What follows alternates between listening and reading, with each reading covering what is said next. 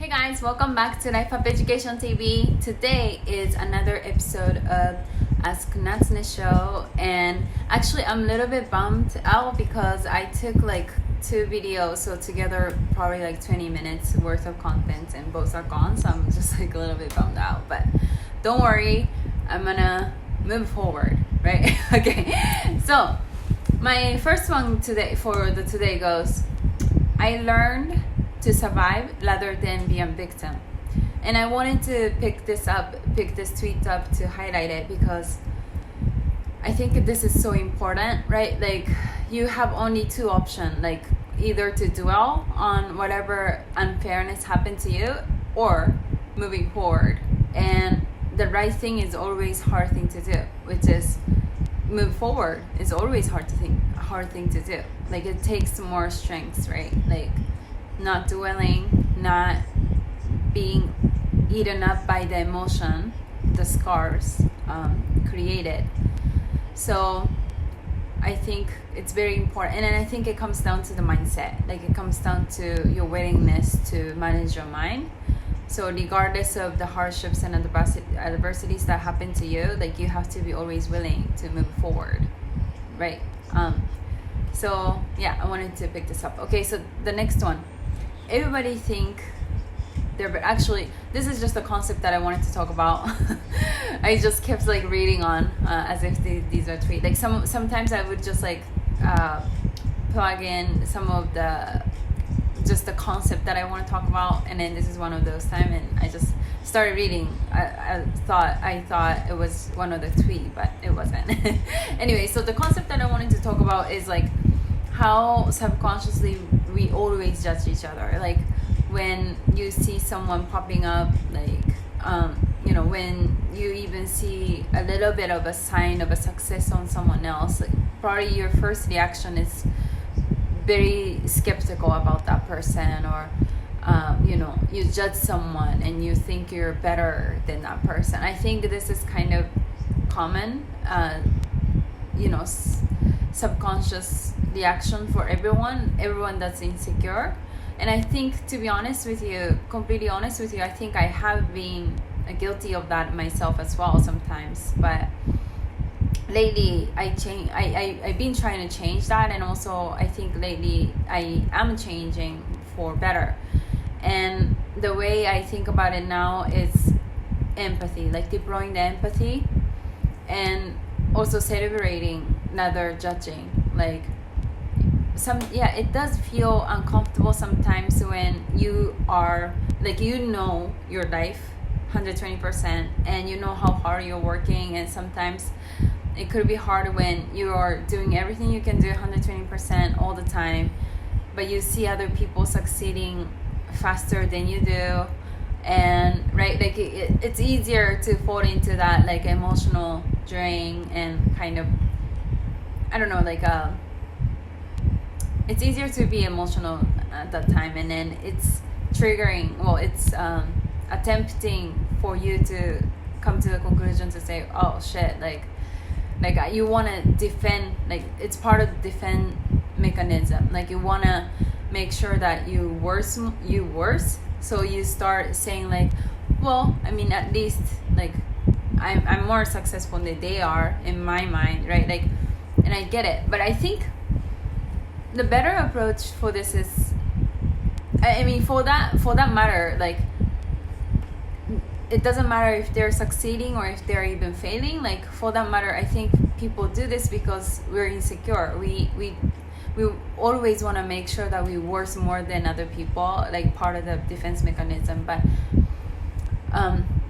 the things that I'm deploying lately is empathy, and also really empathy. And I try to think that, so for example, this approach worked for me. Like, when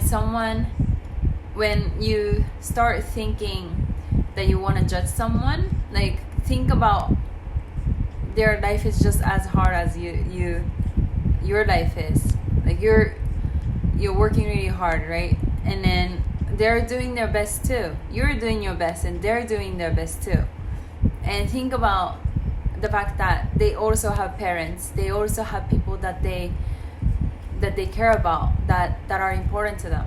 So they have a parents, and when you think about that, like you recognize all of a sudden, like their life is so important, like their life deserve love, not the judgment, right? Like we need to deploy empathy.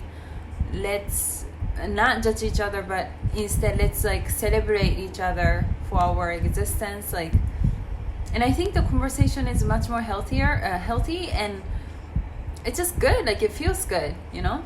So that's what I wanted to talk about. Okay, the second one, well, third one at this point, is let's talk about empathy versus sympathy.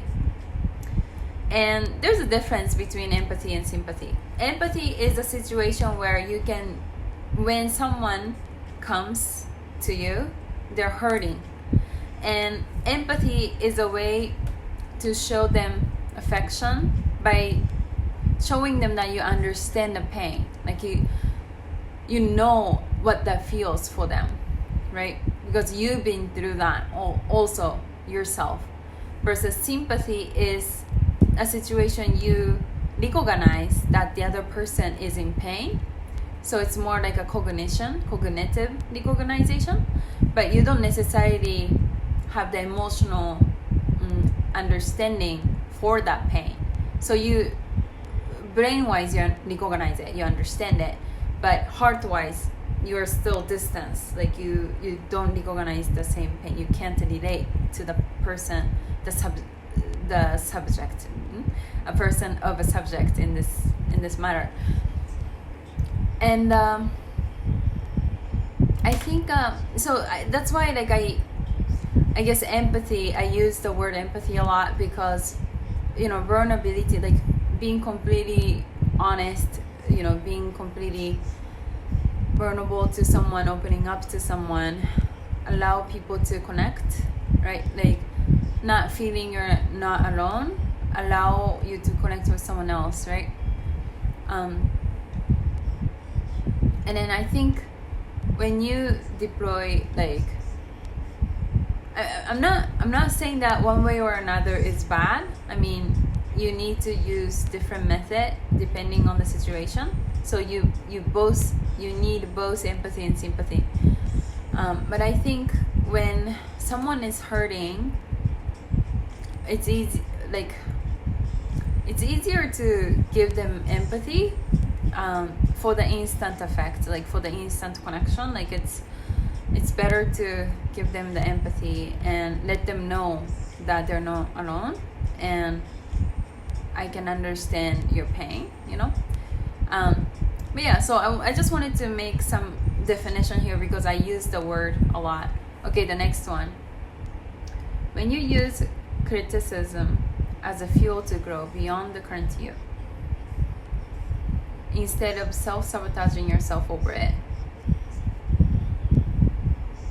Okay, so I wanted to talk about self-sabotaging from this. I mean, critics happen, self-doubts happen. I still deal with that very often. I think in the end of the day, what helps me is to know that one day, and we don't know when that is, but one day we all have to go back to where we came from. Well, I guess we all have to die, right?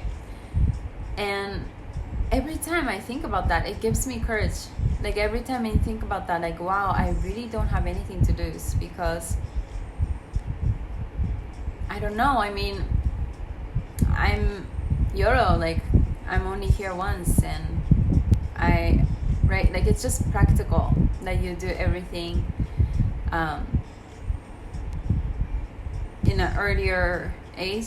But that like I don't like to say it because it sounds kind of confusing when I say it like that, because I don't believe that there's any limit, but it's just practically, like I'm super young, healthy, like literally I can build up my life like anytime. So that's kind of what I back my confidence up whenever I have to fight with self-sabotaging and self-doubts. So in the end of the day, I guess I don't take life seriously, and I feel like that can be applied for anyone. I think, like, if you look at life at macro, like, life is too short for any age, like for people at any age to live that seriously, you know? I mean, in the end of the day, like, I mean, it's okay. Like, we're only here for once, and only for a very short, limited time. So, you know, don't take it so seriously. Just enjoy. Okay, then finally, success is walking from failure to failure with no loss of enthusiasm. And this is from Winston Churchill, former Prime Minister of the UK. This is so true. I mean, I used to... So this is basically having the passion, and then also having the enthusiasm, having the resilience following the passion. And I used to think it was all about passion, but my resilience part only came later, like after I matured a little bit. And then that was initially why I always had idea, like ever since I was a kid, like I always had different exciting idea, and by nature I'm very like curious and excited person, and then I'm very easygoing person, so I would try everything. But for a very long time nothing ever lasted, because I was, you know, I was jumping around from one idea to another. Like anytime I get exciting idea, I was just like jump on it, and I didn't work for it for a long time because I get bored. Not until I would say still recently, like but one day I just noticed, like, what, you know, after the initial phase actually comes the harder phase, the perseverance phase, which is the phase a lot of people fail one way or another. And I'm not saying that it's bad or good or bad, but it does happen. And yeah, I think I kept thinking why that is, and I recognized that is people become cynical because things happen like during the journey, and sometimes these things are very hard to overcome. And once that can attain this, you know, sense of easiness, enjoyment going through those adversities, are the ones who can persevere and get to their goal. And that's something I talk about in my book. So that's it, guys. Thank you very much for watching, and I'll see you guys next time.